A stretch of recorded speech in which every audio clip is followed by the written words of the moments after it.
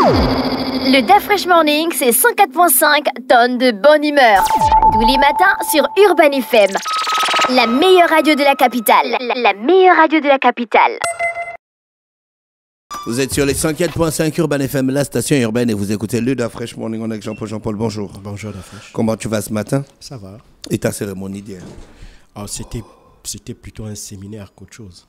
C'était sur la présentation des nouveaux, des nouveaux paramètres techniques du régime de sécurité sociale. D'accord.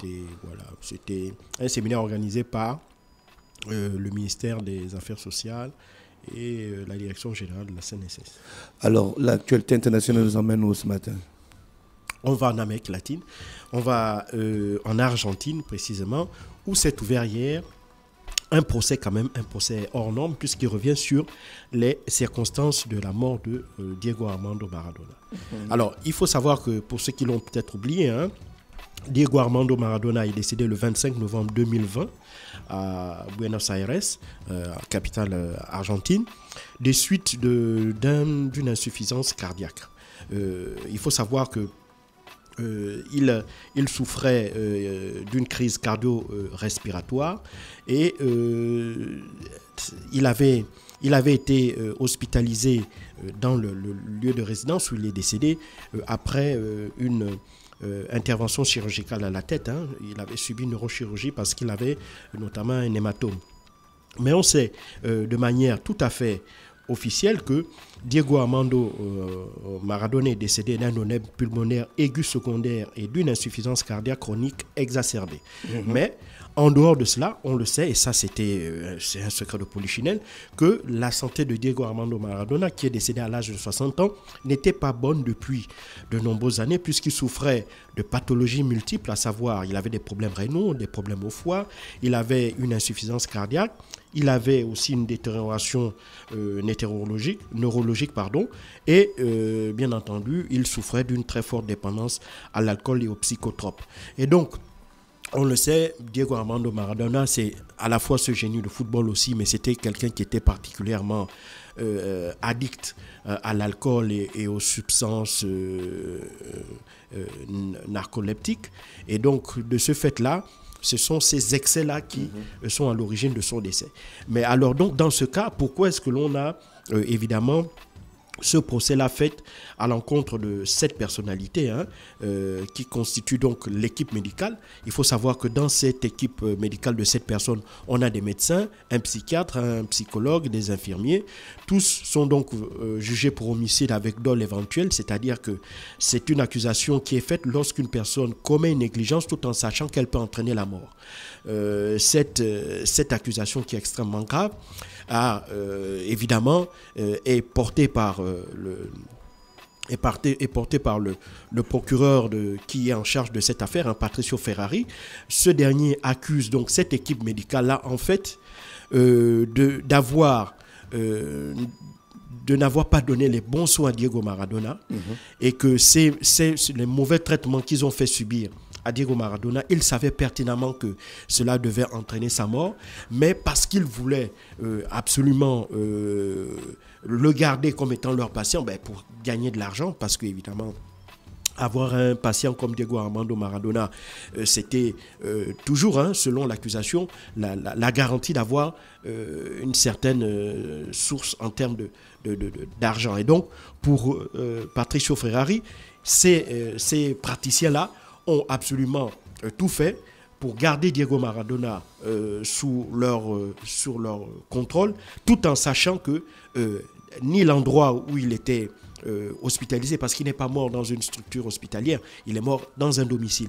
Or, le domicile n'avait pas suffisamment été aménagé, n'avait pas tout le plateau technique qu'il fallait pour la prise en charge d'une personne qui venait de subir une opération aussi lourde qu'une opération chirurgicale au niveau de la tête.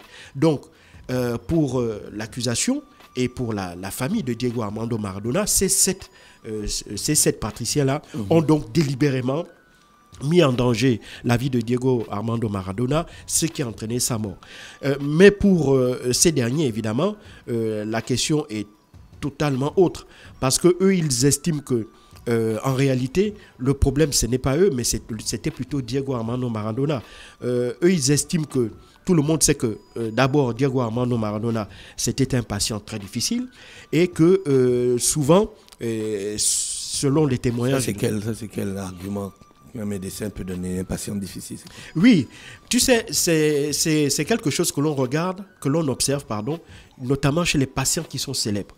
On a, et ça, je vais donner plusieurs exemples qui corroborent ça, la relation entre le médecin et le patient est basée sur le fait qu'il y a d'abord la relation de confiance et puis il y a aussi un niveau de relation asymétrique, c'est-à-dire que c'est le médecin qui détient l'information et donc le patient doit suivre les indications du médecin. Or, il arrive parfois que le patient change cette norme-là du fait de sa notoriété, du fait de son influence. Il peut parfois obliger le médecin à aller dans son sens. Et c'est même si son sens va à l'encontre de ses propres intérêts, c'est-à-dire à l'encontre de sa propre santé. On l'a vu par exemple dans les années 70 avec Elvis Presley.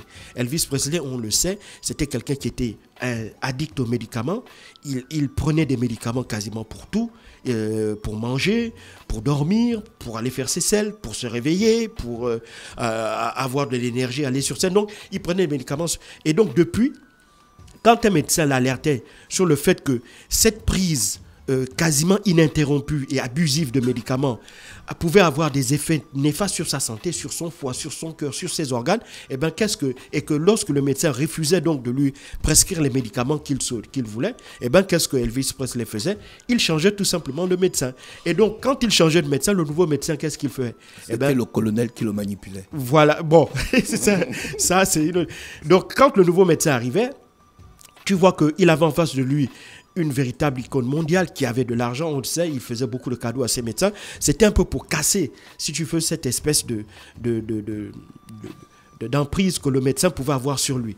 Et donc, pour pouvoir le manipuler à souhait. On l'a vu aussi avec Michael Jackson. Michael Jackson aussi, on le sait, était dépendant pour la prise de certains médicaments.